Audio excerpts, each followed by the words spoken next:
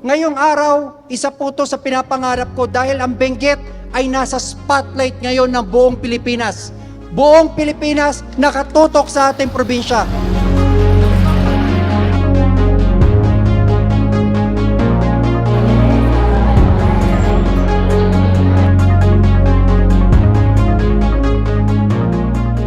We're also very, very pleased na lahat kayo ay makikita at mararas nyo talaga itong napakamagandang programa ng ating mahal na Presidente, Ferdinand R. Marcos Jr. Kay ito talaga ang promise niya sa ating lahat ng kapwa Pilipino nung nangampanya siya bilang kandidato maging presidente. Sinabi niya, pag successful siya naging presidente, dadalhin niya ang gobyerno sa taong bayan. Ito po ang nangyayari ngayon.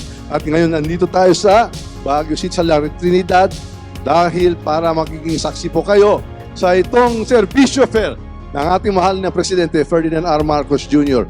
Para mararamdaman talaga ninyo na lahat ng serbisyo ng lahat ng departamento, ahensya ng ating gobyerno ay umaabot sa inyo lahat.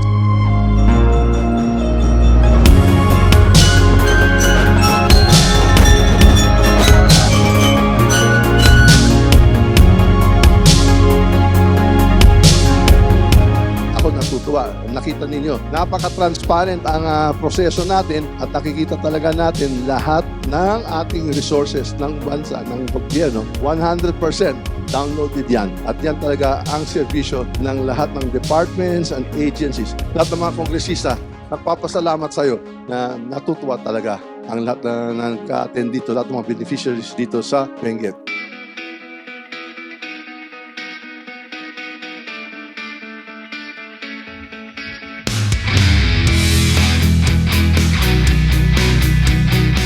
Yan din ang commitment ng ating mahal na Presidente na kada probinsya sa Pilipinas, itong bagong Filipino Servicio Fair, pupuntahan natin kayo po lahat. Kaya kayo, lahat kayo, testigo, saksi nito.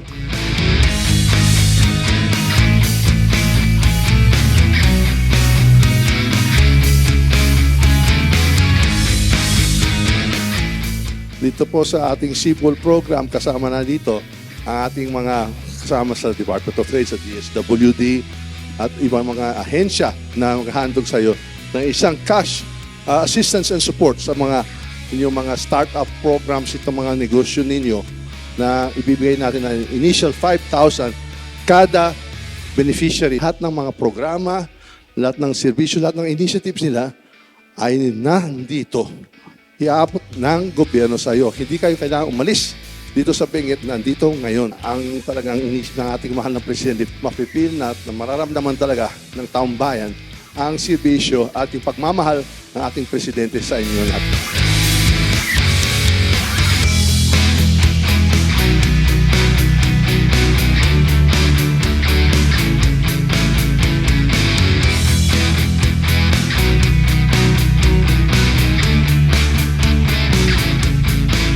Ako po naman, siyempre nagagalak po ako kay hindi natin magagawa to kung walang teamwork. Kaya lalong lumalakas yung loob natin sa Congress kay nakikita natin sama-sama ang mga kongresista dito sa napakagandang programa. Yun talaga ang inuulit-ulit ng ating mahal na Presidente, di ba? Yung sama-sama babangon tayo muli. Kaya nakikita natin nakakaisa na naman ang Pilipino. Hindi lang sa Congress pero sa buong bayan. Dapat talaga, kaya yun pang hangarin yan na magkaisa tayo lahat.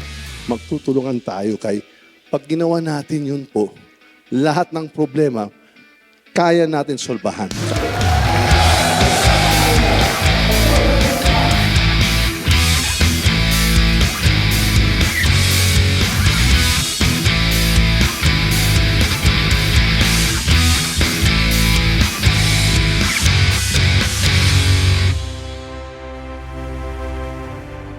Itong hinandog natin ngayon dito sa bagong Pilipinas Servicio Fair, itong card program. Ito ang pinaka-popular na programa ng ating mahal na Pangulo, itong Cash Assistance Trust Distribution. Kami po dito sa Congress at nagsama-sama tayo dito sa programa na ito. Kami na isang programa galing sa budget na ginawa natin sa GAA.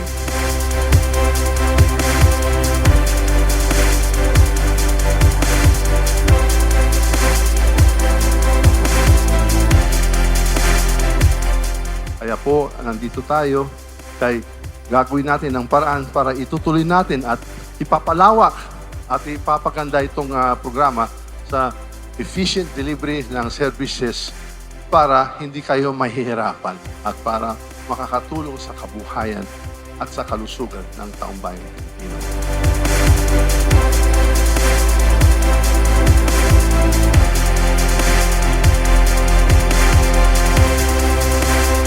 Kaya itutuloy din natin ito at kami po ay nandito para maging saksi sa ating proseso na ida-download natin sa iyo.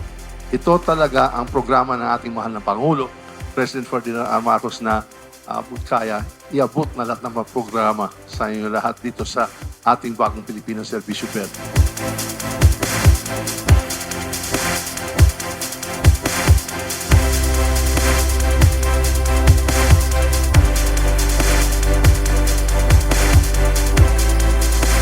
Kayo po ang kinabukasan, hindi lang ng Benguet ng Pilipinas. Kayo ang pag-asa natin lahat.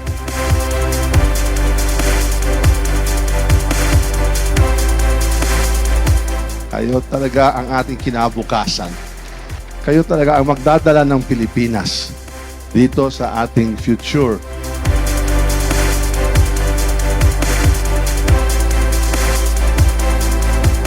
Ako po ay nagagalak po kay isang malaking karangalan na magsisilbi sa ating taumbayan bilang leader ng House of Representatives.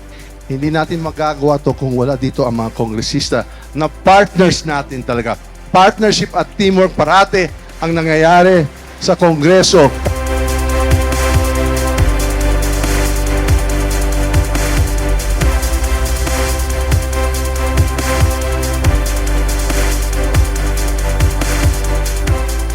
At kaya itong programa natin ay nagiging napaka-successful, napaka-unlad.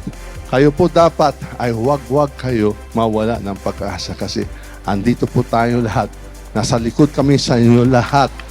Huwag kayo mag-isip na mahirap ang mga problema kay kami ay parati nandito sa likod. Araw-araw, gabi-gabi, yun lang inisip ang mga kongresista kung paano ay may bibigay ng maayos ng serbisyo.